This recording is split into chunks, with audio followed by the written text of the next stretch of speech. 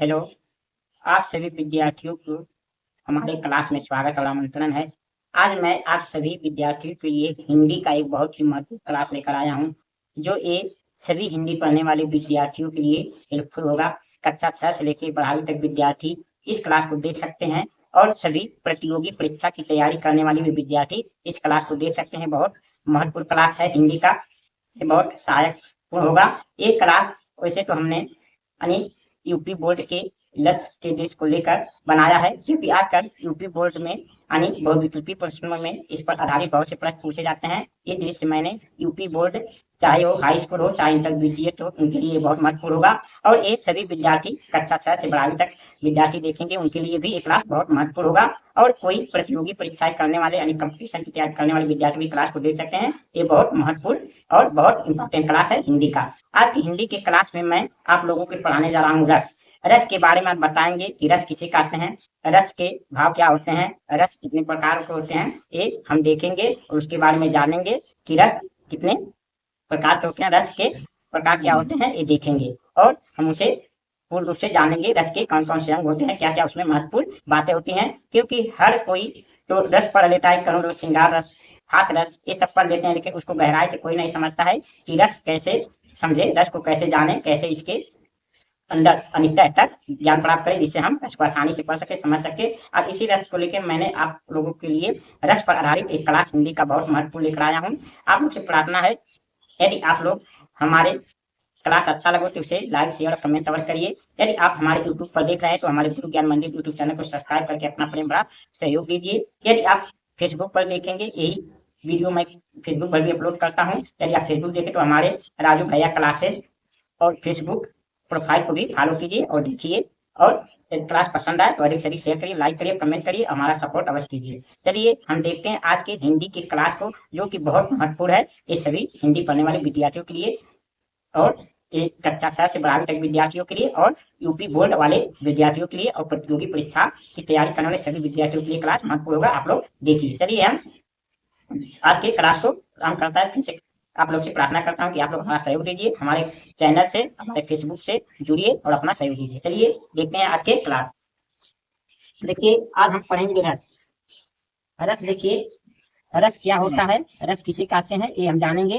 देखिए थोड़ा वीडियो लंबा ना हो इसलिए मैंने पहले से लिख दिया हूँ, ताकि आप लोग को कम से कम समय में रस के बारे में समझा सकूं, पढ़ा सकूं, समझा सकूं और बता सकूं, इसलिए पहले से लिख दिया हूँ, ताकि आप लोग को फिर हमें समझाना पड़े, ताकि आप इस क्लास को देखकर अपने रस के ज्ञान को पूर्ण कर सके। चलिए देखते हैं यानी रस किसे कहते हैं। रस आज पढ़ेंगे हम हिंदी क्लास में रस। रस यानी रस किसे कहते हैं। देखिए किसी कविता, कहानी, उपन्यास आदि को पढ़ने, सुनने तथा नाटक को देखने से जो आनंद प्राप्त होता है उसे रस कहते हैं। यानी किसी भी कविता को, कहानी को, उपन्यास को पढ़ने या सुनने से या किसी नाटक को देखने से जो आनंद प्राप्त होता है उसे हम रस कहते हैं। रस काव्य की आत्मा होता है। रस क्या होता है, काव्य की आत्मा। रस किसी कविता में रस का वो कविता है तो वो समझिए निर्जीव है, वो की आत्मा ही नहीं है, तो रस को काव्य की आत्मा कहा जाता है। रस की उत्पत्ति विभाव, अनुभाव और संसारी या व्यभिचारी भाव के मिलने यानी सहयोग से होता है। रस की उत्पत्ति हमेशा विभाव, अनुभाव और संसारी या व्यभिचारी भाव के मिलने यानी सहयोग से होता है। रस की उत्पत्ति हम कह सकते हैं।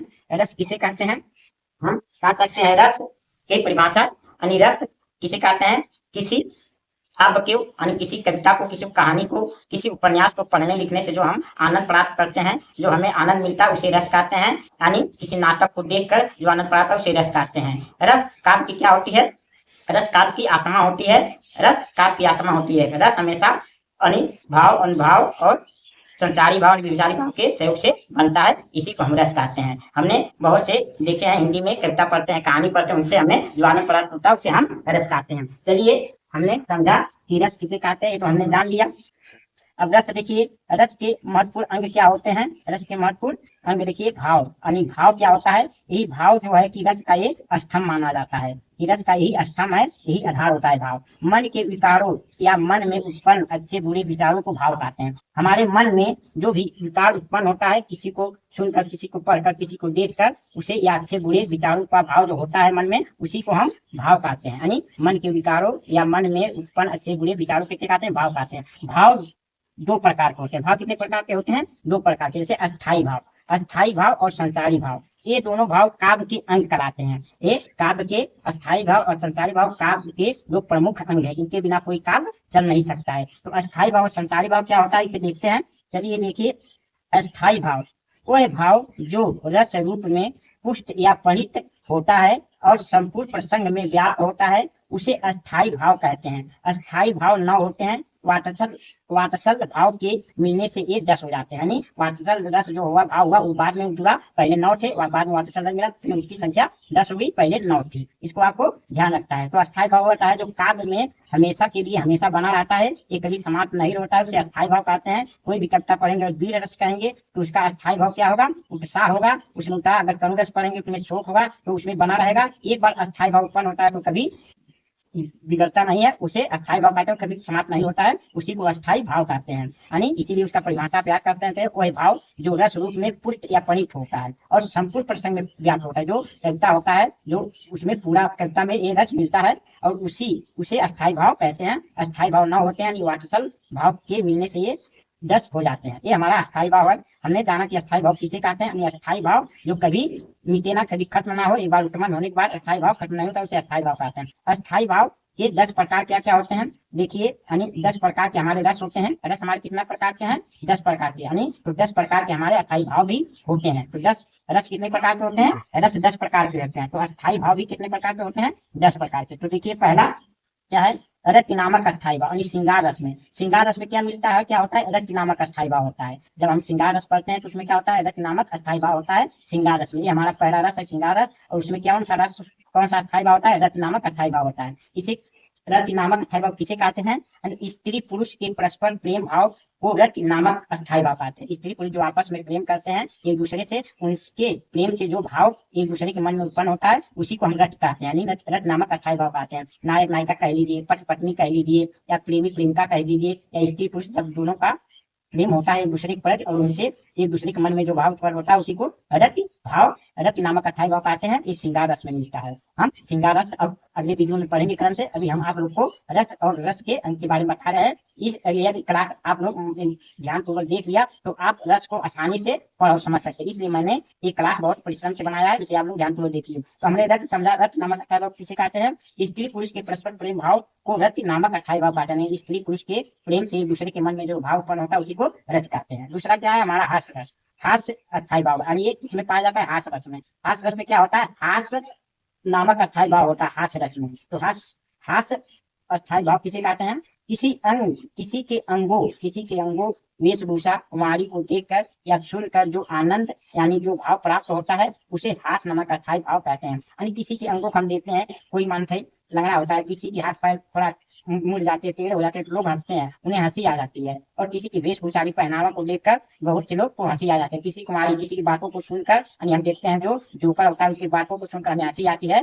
तो इसी को किसी के अंगों वेशभूषा वाणी को देख या सुनकर जो भाव प्राप्त होता है, आनंद प्राप्त होता है, उसे हास्य नामक अस्थाई भाव कहते हैं। ये हमारा हास्य रस में पाया जाता है। हास्य रस में हमेशा क्या होता है, हास्य नामक अस्थाई भाव होता है हास्य रस में। हमारा दूसरा रस क्या है, हास्य है, उसका अस्थाई भाव क्या है, हास्य है। ये आपको याद रखना है, रस और उसके अस्थाई भाव याद करना है। ये परीक्षा में बहुत इंपॉर्टेंट यही पूछा जाता है।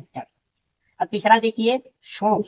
शोक अस्थाई भाव क्या होता है, एक करुण रस में पाया जाता है। तीसरा रस हमारा है करुण रस। शोक अस्थाई भाव करुण रस में पाया जाता है। अब शोक अस्थाई भाव किसे कहते हैं, किसी अपनों के नाश या अनिष्टागम से मन में उत्पन्न भाव को शोक नामक अस्थाई भाव कहते हैं। किसी अपनों, यानी कोई अपना हो, उनकी मृत्यु हो जाए या कोई कष्ट हो जाए, उनको कोई दुख हो जाए, तो उनके दुखी होने से या मृत्यु होने से हमारे मन में जो दुख उत्पन्न होता है, जो भाव उत्पन्न होता है, उसी को हम शोक कहते हैं। यानी किसी अपनों के नाश या अनिष्टागम से मन में उत्पन्न भाव को शोक नामक अस्थाई भाव कहते हैं। ये जान गए, एक करुण रस का शोक अस्थाई भाव किसमें होता है, करुण रस में पाया जाता है। यानी करुण रस का अस्थाई भाव क्या है, शोक। ये पूछा जाता है परीक्षा में। अब देखिए चौथा क्या है, क्रोध। क्रोध अस्थाई भाव, यानी क्रोध अस्थाई भाव किसमें, रौद्र रस में पाया जाता है। रौद्र रस होता है, कोई हमारा चौथा रस है, रौद्र रस में क्रोध अस्थाई भाव पाया जाता है। किसी अपने काम को बिगाड़ने वाले अपराधी के प्रति मन में उत्पन्न भाव को क्रोध नामक अस्थाई भाव कहता है। जब कोई आदमी हमारा कोई काम बिगाड़ देता है, हमारा नुकसान कर देता है, तो उस अपराधी को दंड देने के लिए मन में जो भावना यानी जो भाव उत्पन्न होता है, जो विचार उत्पन्न होता है, तो उसी को हम क्रोध कहते हैं। जैसे हमारा कोई काम बिगाड़ा तो हम क्या कहते हैं, उसको हम मार डालेंगे, उसको ये कर डालेंगे, उसका हमें कर डालेंगे, तो क्रोध आता है, तो उसी को हम क्रोध अस्थायी भाव कहते हैं। यानी किसी अपने काम को बिगाड़ने वाले अपराधी के प्रति मन में उत्पन्न भाव को क्या कहते हैं? क्रोध नामक अस्थायी भाव कहते हैं। ये रौद्र रस में पाया जाता है। हमारा पांचवा है उत्साह नामक अस्थायी भाव, यानी जो वीर रस में पाया जाता है। हमारा पांचवा रस भी है वीर रस, जिसका अस्थायी भाव उत्साह होता है। तो उत्साह किसे कहते हैं? किसी अच्छे कार्य जैसे दान दया वीरता के कार्य करने से मन में उत्पन्न भाव को उत्साह नामक अस्थायी भाव कहते हैं। आपने कोई अच्छा कार्य कर दिया, दान कर दिया, तो आपके मन में बहुत अच्छा उत्साह है, हमने ये अच्छा काम किया, तो आपके मन में बहुत उत्साह होता है, तो और आप दान करेंगे। दया, किसी पे दया दिखाते हैं, किसी की सेवा कर देते हैं, किसी की सहायता कर देते हैं, तो आपके मन में उत्साह पैदा होता है, देखिए हमने ये अच्छा काम किया, तो आपके मन में और उत्साह होगा, तो और आप अच्छे और काम करेंगे। वीरता, कोई आपने वीरता का काम कर दिया, कोई किसी को बचा लिया, किसी को किसी दुख से बचा लिया, तो भी आपको मन में जो भाव उत्पन्न होता है उसी को उत्साह कहते हैं। यानी जो प्रसन्नता उत्पन्न होती है किसी अच्छे कार्य करने से, उसी को हम उत्साह कहते हैं। तो देखिए किसी अच्छे कार्य जैसे दान दया वीरता के कार्य करने से मन में उत्पन्न भाव को उत्साह नामक अस्थायी भाव कहते हैं। आपने समझ लिया, वीर रस का अस्थायी भाव होता है उत्साह। सातवां देखिए भय, भय अस्थायी भाव, यानी भय नामक अस्थायी भाव भयानक रस में मिलता है। यानी हमारा सातवां रस भयानक है, जिसका अस्थायी भाव होता है भय। इसका मतलब भय अस्थायी भाव किसे कहते हैं? किसी प्रबल, प्रबल माने जिसके बाद अधिक शक्तिशाली हो, अनिष्ट करने वाले विषय को देखकर मन में उत्पन्न भाव को भय नामक अस्थायी भाव कहते हैं। माने कोई प्रबल, आप किसी शक्तिशाली वस्तु को देख लिए जिससे आपको डर लगने लगा कि यार ये हमको नुकसान पहुंचा देगा, किसी अनिष्ट वस्तु जैसे शेर को देख लीजिए, सांप को देख लीजिए, ये हमको मार डालेगा, नुकसान करेगा, तो उसको देखने से हमारे मन में जो भाव उत्पन्न होता है उसको भय नामक अस्थायी भाव कहते हैं। तो ये समझिए, किसी ऐसे वस्तु को देखने से जो हमारा नुकसान कर सकता है, हमारी हानि पहुंचा सकती है, ऐसे वस्तुओं को लोग देखकर डर जाते हैं, तो उसी को भय अस्थायी भाव कहते हैं, उसी भयानक रस कहते हैं। भयानक रस में भय रस नाम प्राप्त होता है। तो क्या है भय? यानी भयानक रस किसी प्रबल अनिश्चित करने वाले विषय को देखकर मन में उत्पन्न भाव को यानी भय नामक अस्थायी भाव कहते हैं। आप हमको, मुझे आशा है कि आप लोग ये समझ रहे होंगे। एक बार दो बार इस वीडियो को देखेंगे, क्लास को देखेंगे, तो यदि आप इसे नोट कर लेंगे और याद कर लेंगे तो आप जीवन भर रस को कभी भूलेंगे नहीं। देखिए सत्रह हमारा है जुगुप्सा, यानी जुगुप्सा अस्थायी भाव। किसमें पाया जाता है? विभर्तस रस में पाया जाता है। विभर्तस रस में हमारा क्या होता है? जुगुप्सा नामक अस्थायी भाव होता है। ये जुगुप्सा क्या होता है? चलिए देखिए, किसी घृणा उत्पन्न करने वाले वस्तुओं को देखकर उत्पन्न भाव को जुगुप्सा अस्थायी भाव कहते हैं। यानी ऐसा वस्तु आप किसी को देख गए, जैसे कोई जानवर मरा हो, उसमें तो उसकी बदबू आ रहा है, उसे देख जाएंगे तो आपको घृणा पैदा हो जाएगी। किसी ऐसे वस्तु को, सड़ी गली वस्तु को देख जाएंगे तो आपको घृणा पैदा हो जाएगी, तो उसी को हम कहते हैं जुगुप्सा अस्थायी भाव, जो कि विभर्तस रस में प्राप्त होता है। अब अगला देखिए हमारा असमा है विस्मय अस्थायी भाव। ये क्या होता है? अद्भुत रस में पाया जाता है। विस्मय अद्भुत रस, यानी विस्मय अस्थायी भाव किसमें पाया जाता है? अद्भुत रस में। तो हमारा अथवा रस है अद्भुत, इसमें विस्मय नामक अस्थायी भाव पाया जाता है। इसको आपको ध्यान रखना है। किसी असाधारण या अलौकिक वस्तुओं को देखकर उत्पन्न भाव को विस्मय अस्थायी भाव कहते हैं। यानी किसी असाधारण, किसी ऐसे आदमी को देख लिए जो अलग हो, बहुत लंबा, बहुत मोटा हो, कि पहाड़ रहता हो, तो आप लोग क्या करेंगे? एक ऐसा आदमी है, किसी ऐसे वस्तु को देख के जो कभी आपने देखा नहीं हो, तो आप क्या करेंगे? विस्मय पैदा हो जाएगा आपके मन में। उस भाव को हम विस्मय अस्थायी भाव कहते हैं। तो यानी विस्मय अस्थायी भाव अद्भुत रस का अस्थायी भाव होता है। देखा नौवां हमारा अस्थायी भाव का निर्वेद, यानी निर्वेद जो कि शांत रस का अस्थायी भाव है निर्वेद। देखिए संसार की वस्तु के त्याग भाव को निर्वेद अस्थायी भाव कहते हैं। यानी त्याग, संसार की किसी वस्तुओं से जब हमारा मन भर जाता है, हम सोचते हैं कि अभी से उसको हम त्याग कर दें, इससे हम दूर हो जाए और हम कहीं शांति में चले जाए, वो भाव जब मन में उत्पन्न होता है तो उसी को हम निर्वेद अस्थायी भाव कहते हैं, वो जो कि हमारा शांत रस में प्राप्त होता है। दसवां हमारा वातसल रस है, जो बाद में जुड़ा एक वातसल रस में प्राप्त होता है। वातसल अस्थायी नामक भाव रस वातसल रस में प्राप्त होता है। पुत्र पुत्री आदि के स्नेह भाव को वातसल रस कहते हैं। यानी जो पुत्र और पुत्री यानी बच्चों के प्रति जो माता पिता के दिल में भाव उत्पन्न होता है उसे वात्सल अस्थायी भाव कहते हैं। तो इस प्रकार हमारा 10 प्रकार के रस होते हैं और 10 प्रकार के अस्थायी भाव होते हैं। ये हमारा रस का सबसे महत्वपूर्ण अंग है। इसे आप लोग को एकदम बढ़िया से याद कर लेना है, लिख लेना है। यदि नोट बनाना चाहते हैं इसे नोट बनाकर रख लेना है और एक दो बार आप रिविजन करिए, आपको याद हो जाएगा। एक बार इसे हम लोग रिविजन कर देते। रत यानी श्रृंगार रस का अस्थायी भाव है। रत किसे कहते हैं? स्त्री पुरुष के परस्पर प्रेम भाव को रत नामक अस्थायी भाव कहते हैं। हास जो कि हास रस का अस्थायी भाव है। किसी के अंगों के वेशभूषा वाणी को देखकर या सुनकर जो भाव यानी आनंद प्राप्त होता है उसे हास नामक अस्थायी भाव कहते हैं। शोक यानी करुणा, शोक यानी करुण रस का अस्थायी भाव है। किसी अपनों के नाश या अनिष्टागम से मन में उत्पन्न भाव को शोक नामक अस्थायी भाव कहते हैं। क्रोध यानी रौद्र रस का ये अस्थायी भाव क्रोध होता है। किसी अपने काम को बिगाड़ने वाले अपराधी के प्रति मन में जो उत्पन्न भाव को क्रोध उत्पन्न भाव होता है उसे हम क्रोध नामक अस्थायी भाव कहते हैं। उत्साह यानी वीर रस, किसी अच्छे कार्य को करने से, जैसे दान दया वीरता की कार्य करने से मन में जो उत्पन्न भाव होता है उसे उत्साह नामक अस्थायी भाव कहते हैं, वीर रस में प्राप्त होता है। भय भयानक रस, किसी प्रबल अनिश्चित करने वाले विषय को देखकर मन में उत्पन्न भाव को हम भय नामक अस्थायी भाव कहते हैं। जो गुस्सा यानी रस में पाया जाता है, किसी घृणा उत्पन्न करने वाले वस्तु को देखकर उत्पन्न भाव को जो गुस्सा अस्थायी भाव कहते हैं। विस्मय यानी अद्भुत रस में पाया जाता है, किसी असाधारण या अलौकिक वस्तु को देखकर उत्पन्न भाव को हम विस्मय अस्थायी भाव कहते हैं। निर्वेद यानी शांत रस का अस्थायी भाव निर्वेद है, संसार की वस्तु के त्याग भाव को निर्वेद यानी अस्थायी भाव कहते हैं, जिससे हमें वस्तुओं से मोह माया खत्म हो जाए और हमें शांति में रहने मन करे, उसी को निर्वेद कहते हैं, जो शांत रस का अस्थायी भाव। वात्सल यानी वात्सल रस का अस्थायी भाव है, जो पुत्र पुत्री के प्रति माता पिता के मन में जो भाव उत्पन्न होता है प्रेम के, उसे वात्सल अस्थायी भाव कहते हैं। तो इस प्रकार हमारा रस 10 प्रकार का होता है। श्रृंगार रस, उसका अस्थायी भाव रति है। हास रस, उसका अस्थायी भाव हास है। करुण रस, उसका अस्थायी भाव शोक है। रौद्र रस, इसका अस्थायी भाव क्रोध है। वीर रस, इसका अस्थायी भाव उत्साह है। भयानक रस, इसका अस्थायी भाव भय है। विभत्स रस, इसका अस्थायी भाव जो गुस्सा है। और अद्भुत रस, इसका अस्थायी भाव विस्मय है। और शांत रस, इसका अस्थायी भाव निर्वेद है। वात्सल रस, ये वात्सल रस का अस्थायी भाव वात्सल है। ये हमारे बोर्ड की परीक्षा में कक्षा 10वीं में और कक्षा 12 में पूछा जाता है। आप लोग को बहुत महत्वपूर्ण क्लास है और प्रतियोगी परीक्षा में पूछा जाता है। अब चलिए देखिए, हम दूसरे भाव को हमने अस्थायी भाव देख लिया, अस्थायी भाव क्या होता है। अब देखते हैं अपने दूसरे भाव को, संचारी भाव। देखिए हमारा रस का सबसे महत्वपूर्ण दूसरा अंग क्या होता है, संचारी भाव।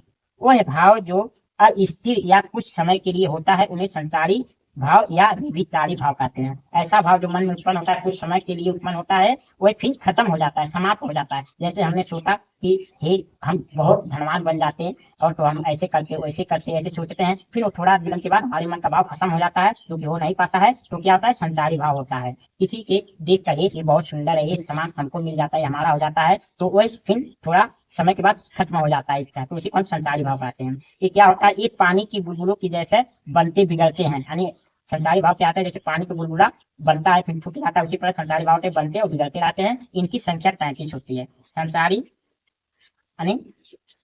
संचारी भाव की संख्या क्या होती है, 33। अब संचारी भाव में और अस्थायी भाव में क्या अंतर है, अस्थायी भाव हमेशा के लिए रहता है, एक बार जिसमें उत्पन्न होता है हमेशा के लिए रहता है पूरा प्रसंग में, जबकि संचारी भाव हर रस में पाया जाता है और एक कुछ समय के लिए रहता है, कुछ समय के बाद ये खत्म हो जाता है। यही हमारा अस्थायी भाव और संचारी भाव में अंतर है। ये पूछ सकता है कि हमारा अस्थायी भाव होता है जो रहता है, अस्थायी भाव वो हमेशा के लिए रहता है, संचारी भाव कुछ समय के लिए रहता है जो अस्थिर रहता है। तो इस प्रकार वह भाव जो अस्थिर या कुछ समय के लिए होता है उसे संचारी भाव या व्यभिचारी भाव कहते हैं। ये पानी की बुलबुलों की जैसे बनते बिगड़ते हैं, इनकी संख्या 33 होती है। ये हमारा संचारी भाव है, ये भी महत्वपूर्ण है, परीक्षा में पूछा जाता है। देखिए इनकी संख्या क्या होती है, 33। देखिए पहला निर्वेद, आवेग, दैन, श्रम, मद, जड़ता, उग्रता, मोह, विरोध, स्वप्न, अपस्मार, गर्व, मरण, आलस्य, अमर्ष, निद्रा, अभिष्टा, उत्सुकता, उन्माद, शंका, स्मृति, मति, व्याधि, सत्रास, लज्जा, हर्ष, असूया, विषाद, धृति, चपलता, गलानी, चिंता, वितर्क। ये सब क्या है, हमारे मन में उठने वाले संचारी भाव हैं, जो कुछ समय के लिए उत्पन्न होते हैं फिर खत्म हो जाते हैं, उत्पन्न होते हैं खत्म हो जाते हैं। जैसे निर्वेद हो गया, किसी जब हमारे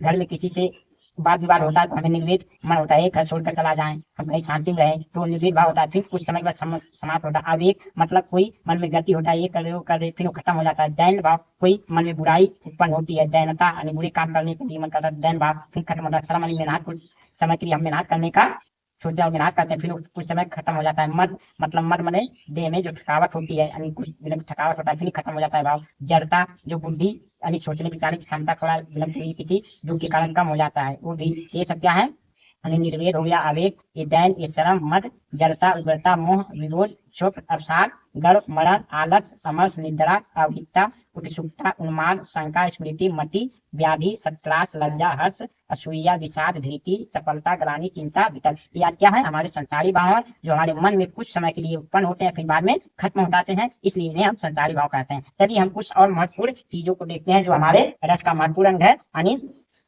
विभाव और अनुभाव, जो कि वो भी रस के महत्वपूर्ण अंग है। हम देखते हैं विभाव क्या होता है और अनुभाव क्या होता है, उसे चलिए देखते हैं रस के कुछ और अंग को। हमने देखा अस्थायी भाव, संसारी भाव। अब देखिए हमारा तीसरा क्या है, विभाव। विभाव किसे कहते हैं, चलिए जानते हैं। जिस व्यक्ति, वस्तु या परिस्थिति से अस्थाई भाव जागृत या उद्दीप्त होता है उसे विभाव कहते हैं। ये दो प्रकार के होते हैं, जैसे आलंबन और उद्दीपन होते हैं। जिस व्यक्ति या वस्तु की या परिस्थिति द्वारा मन में जो जागृत भाव जागृत होता है, उद्दीप्त होता है, उसे विभाव कहते हैं। यानी जिस व्यक्ति या वस्तु या परिस्थिति से अस्थाई भाव या जागृत या उद्दीप्त होता है उसे क्या कहते हैं, विभाव कहते हैं। ये दो प्रकार के होते हैं, आलंबन और उद्दीपन। देखिए आलंबन विभाव, आलंबन विभाव कहता है जिस व्यक्ति वस्तु के कारण अस्थाई भाव उत्पन्न होता है उसे आलंबन विभाव कहते हैं। ये दो प्रकार के होते हैं। जैसे पहला आश्रय आलंबन विभाव, यानी आश्रय जिस व्यक्ति के मन में अस्थाई भाव उत्पन्न होता है उसे आश्रय कहते हैं, यानी आश्रय आलंबन विभाव कहते हैं। और विषय आलंबन विभाव, जिस व्यक्ति या वस्तु के कारण आश्रय के मन में अस्थाई भाव उत्पन्न होता है उसे विभाव कहते हैं। देखिए उदाहरण के द्वारा हम समझते हैं कि विभाव क्या होता है, आलंबन विभाव क्या होता है, आश्रय क्या होता है, विषय आलंबन क्या होता है। देखिए जैसे हमने एक उदाहरण दिया है, हे खग मृग हे मधुकर सिंडी तुमने देखी सीता मृग नैनी। ये हमारा क्या है, श्रृंगार रस, वियोग श्रृंगार रस है। इसमें क्या है, राम। राम क्या है, जिस व्यक्ति या वस्तु से अस्थाई भाव जागृत होता है उसे उद्दीपन कहते हैं, अरे विभाव कहते हैं। यानी जिस व्यक्ति या वस्तु परिस्थिति से अस्थाई भाव जागृत हो उसे उद्दीप्त हो या उसे विभाव कहते हैं। ये दो प्रकार आलंबन और उद्दीपन। जैसे इसमें हे खग हे मृग हे मधुकर श्रेणी तुमने देखी सीता मृग नैनी, इसमें क्या है, इसमें राम और क्या होता है, राम और सीता के द्वारा इनमें विभाव का उत्पन्न हो रहा है। तो राम क्या है, राम है हमारा विभाव, मतलब राम और सीता क्या है, यहाँ विभाव है। राम और सीता के द्वारा इसमें विभाव यानी अस्थाई भाव उत्पन्न हो रहा है। राम के और सीता के प्रेम के कारण अस्थाई भाव उत्पन्न, तो राम सीता क्या है, विभाव है। अब आलंबन क्या है, आलंबन यानी जिस व्यक्ति या वस्तु के कारण अस्थाई भाव उत्पन्न, यानी सीता के कारण क्या है, सीता इसमें आलंबन है।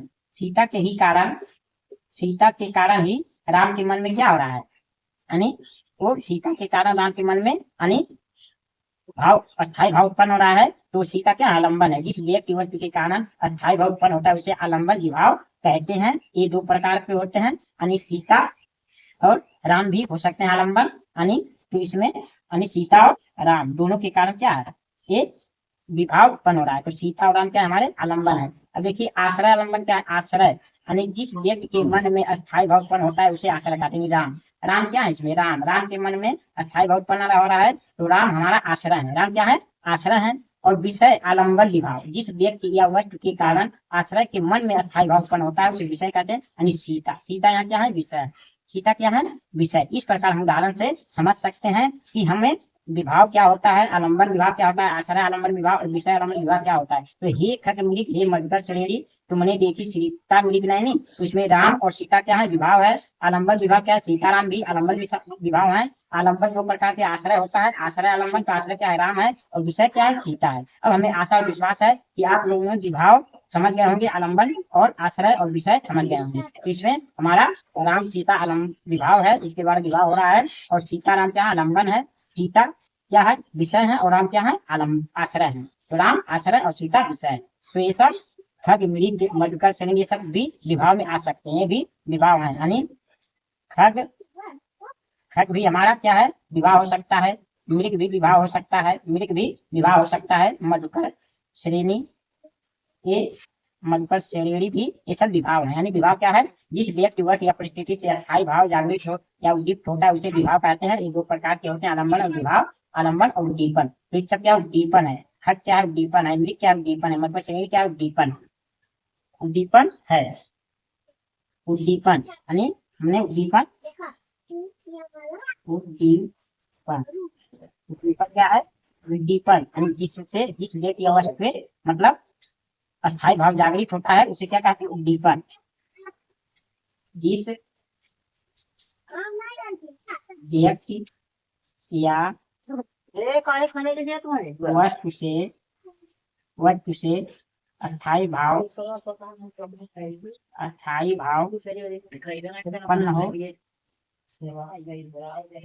उत्पन्न हो तो उसे हम उद्दीपन कहते हैं। देखिए उद्दीपन यहाँ क्या हो जाएगा, यानी खग क्या है, उद्दीपन है। मृग क्या है, उद्दीपन है।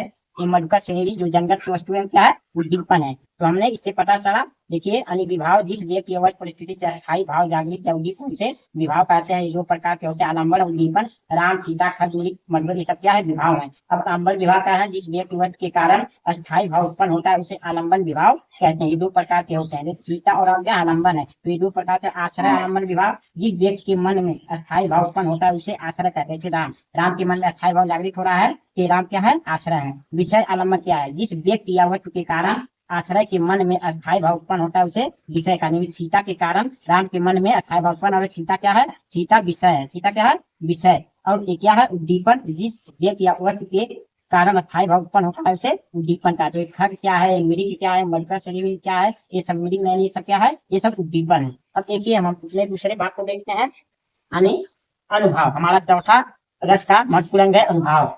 जिस व्यक्ति की चेष्टाएं या संकेत से अस्थायी भाव का अनुभव होता है उसे अनुभव कहते हैं। ये चार प्रकार के होते हैं। जैसे कायिक अनुभव, शरीर के अंगों जैसे हाथ, पांव, भौं, आंख, ओठ आदि के द्वारा किए गए चेष्टाओं को कायिक अनुभव कहते हैं। जब शरीर के द्वारा, जैसे राम हाथ इशारा करके पूछ रहे हैं, हे खग, हे मडगढ़, हे श्रेणी, तो हाथ संकेत कर चुके, तो हाथ क्या हुआ, हाथ यहाँ क्या हो गया, कायिक अनुभव हो गया, यानी ये कायिक अनुभव होता है। मानसिक अनुभव, मानसिक चेष्टाओं द्वारा मानसिक अनुभव कहते हैं। यानी राम के मस्तिष्क में जो भाव उत्पन्न हो रहा है, यानी सीता के प्रति वियोग का जो भाव उत्पन्न हो रहा है उसे वियोग, ये क्या है, यानी राम का वियोग जो है, राम का वियोग ये मानसिक अनुभव है। यानी सीता के प्रति राम का वियोग जो दर्शा रहा है ये क्या है, मानसिक अनुभव है। यानी मानसिक चेष्टाओं को मानसिक अनुभव कहते हैं। तीसरा आहार अनुभव, वेशभूषा से जो भाव व्यक्त किया जाता है उसे आहार अनुभव कहते हैं। यानी जब कोई वेशभूषा जिस व्यक्ति के द्वारा दिखाया जाता है, भाव व्यक्त किया जाता है, उसे आहार कहते हैं।